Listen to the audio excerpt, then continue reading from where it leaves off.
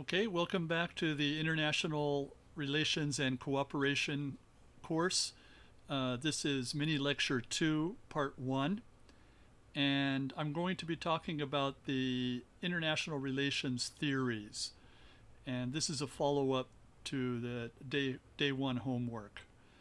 So in this lecture, I review the three main theories of international relations: realism, liberalism, and constructivism. And additionally, we look at two other key theories, Marxism and feminism. For each of these theories, I will try to highlight the focus and some of the underlying assumptions, as well as key points and maybe one example. Again, these theories will help us as we go through the semester and look at different international or global issues. These will be our lens through which we can look at different problems in the world. So looking at the realist theory, or realism, the focus is mainly on power, self-interest, and security. And some of the underlying assumptions are that states are the main actors and the international system is anarchic. Remember, in day 1 we talked about anarchy, or the idea that there's no global policeman, there's no global overseer of the systems. Basically, it's up to the states. And some of the key points with realism are that states seek to maximize their own interest and security, and also that competition and conflict are inherent due to scarce resources. So inherent means it's unavoidable. And also this idea of self-help nature. You have to help yourself. Also, balance of power is crucial for stability. And the example I'd like to provide is Cold War rivalry, or conflict between the US and the Soviet Union. And basically, they believed that the other side, they had to keep up with the other side. This also led to the arms race, or the idea that if one side had more weapons, then we have to make more weapons. And so the number of weapons, including nuclear weapons, increased dramatically. The next theory is liberalism. So the liberist theory focus is basically on cooperation, institutions, diplomacy, the idea of negotiating amongst each other. And some of the key assumptions are that states, international organizations, and also non-state actors all play significant roles. And we'll talk a lot more about this through the semester. Some of the key points are that cooperation through these international organizations can ultimately lead to peace and prosperity. And also the idea that economic interdependence promotes peace. The more nations, states rely on each other, then that there's more impetus, or there's more value on maintaining peace. And also democracy and human rights are valued. So the good example here would be how the European Union developed, but also is promoting cooperation and integration. So the next theory, the main theory, is constructivist or constructivism.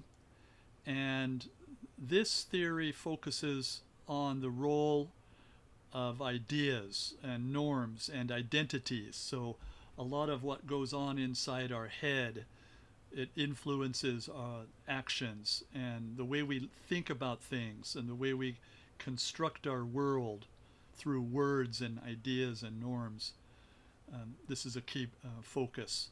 So the assumption one of the assumptions is that beliefs and perceptions shape the state behavior. So what a state will do depends a lot on how they look at the world. And some key points are that actors are influenced by social constructs and shared beliefs. So that social construct means through our interactions with other people, at the individual level, at the state level, also the global level, those interactions change the way that we think or develop or construct our ideas and our beliefs.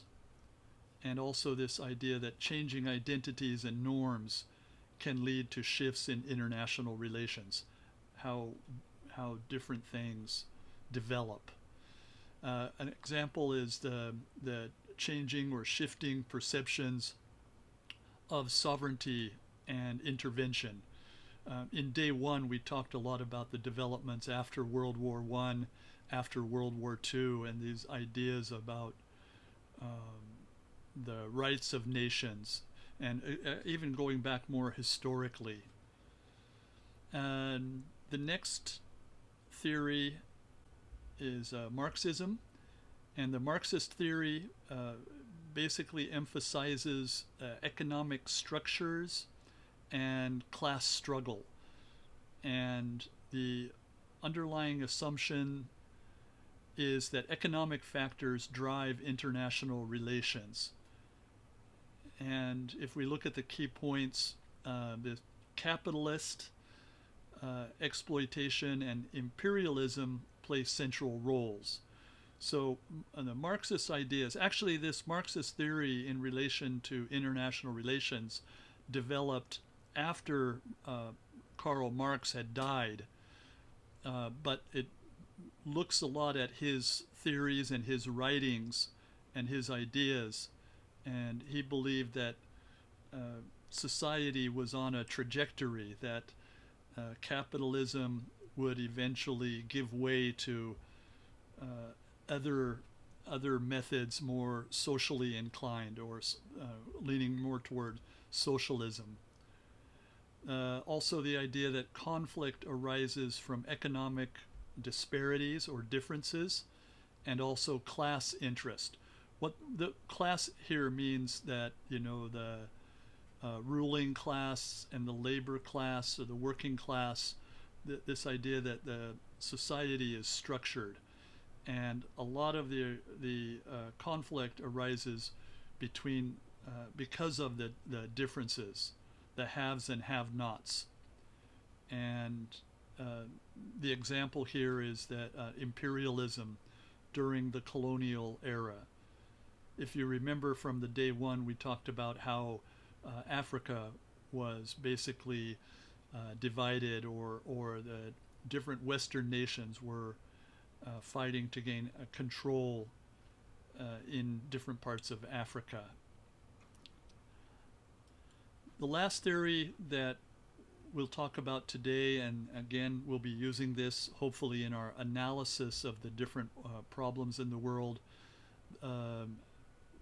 Feminism considers gender dynamics and equalities, gender equalities in international relations. So in the past, a lot has been decided by men, and that's only one perspective. So the assumption is that gender shapes power dynamics and policies. So the differences in approaches by male and female would have different outcomes in terms of interactions with other states. And some of the key points: feminism examines how women's roles, rights, and perspectives are marginalized, or kind of put to the side, or not valued as much.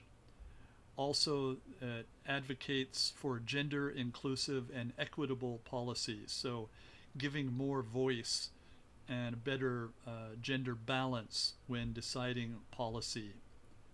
And So some of the one of the examples is addressing gender-based violence in conflict zones. So, so these overviews provide a concise understanding or a kind of simple understanding of the core principles and perspectives of each theory in international relations.